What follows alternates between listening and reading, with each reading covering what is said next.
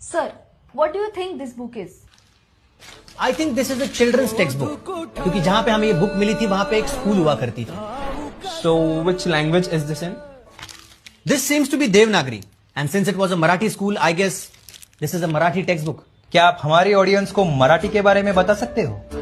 मराठी एक अभिजात भाषा हुआ करती थी, और ये भाषा महाराष्ट्र में रहने वाले लोगों द्वारा बोली जाती थी, जिन्हें हम महाराष्ट्रियंस कहते थे. और क्या जानकारी है हमारे पास इनके बारे में? ये छत्रपति शिवाजी महाराज की तस्वीर है. ये मराठा राजा हुआ करते थे. कई गढ़ किले थे इनके महाराष्ट्र में. कुछ जगह बता सकते हो आप? कहाँ थे ये किले? Well, we do have the places, पर आपको वहां पे किले नहीं मिलेंगे. हाँ, कुछ लोगों ने कोशिश की थी उन्हें बचाने की, बट उस वक्त के सरकार ने उन्हें साथ नहीं दी. तो अब कहाँ है महाराष्ट्रियंस? महाराष्ट्रियंस कहीं गए नहीं, वो बस अपनी संस्कृति और भाषा भूलते चले गए. कुछ नया करने की चाह में अपने रूट्स भूल गए. मेरे ख्याल से इतनी रिसर्च तब हुई थी जब मोहनजोदारो और हड़प्पा से सील्स और स्क्रिप्ट्स मिली थी, है ना? एग्जैक्टली. उतनी ही समृद्ध भाषा और संस्कृति थी ये. अगर ये भाषा और संस्कृति इतनी समृद्ध थी तो ये विलुप्त कैसे हो गई?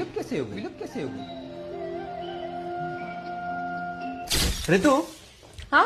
मी ज्या शाळेत शिकलो ना त्या शाळेत आपल्या मुलाला टाकूयात. काही नको. या मराठी शाळेत शिकून काय होणार आहे त्याचं? त्यापेक्षा त्याला एखाद्या इंटरनॅशनल नाही तर कॉन्व्हेंट स्कूलमध्ये टाकूयात आपण. आई बाबांनी ठरवलं, मुलांना पुढे न्यायचं असेल तर इंग्लिश शाळाच हवी, आणि त्या निर्णयात आपली शाळा, आपली भाषा दोन्ही मागे राहिले.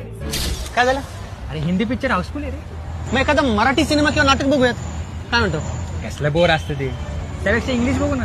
आधी मराठी माणसाला मुंबईमध्ये जागा मिळत नव्हती, नंतर मराठी सिनेमालाही थिएटरमध्ये जागा मिळेनशी झाली.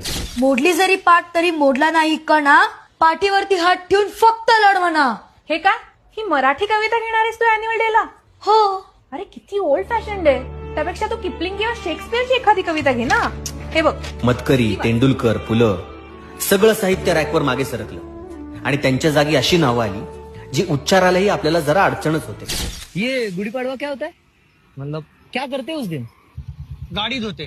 पण फक्त शब्द नाही गेले, विसरले गेले आमचे सण, आमची कला, आमचा आवाज. गडगडणाऱ्या ढोल ताशातले पोवाडे आता कोणालाच ठाऊक नाही. सह्याद्री मधल्या आमच्या राजांचे गट ढासळले, आणि त्या राजांचं गाण गाणारे आवाजही थांबले. हे सगळं काल्पनिक आहे, पण कल्पना सत्यात उतरू द्यायची नसेल तर जागे व्हा. कारण भाषा कधीच अचानक मरत नाही, ती हळूहळू जगता जगता मरते. पण अजूनही वेळ गेलेली नाहीये. मराठीला आत्ताही वाचवलं जाऊ शकतं. त्यामुळे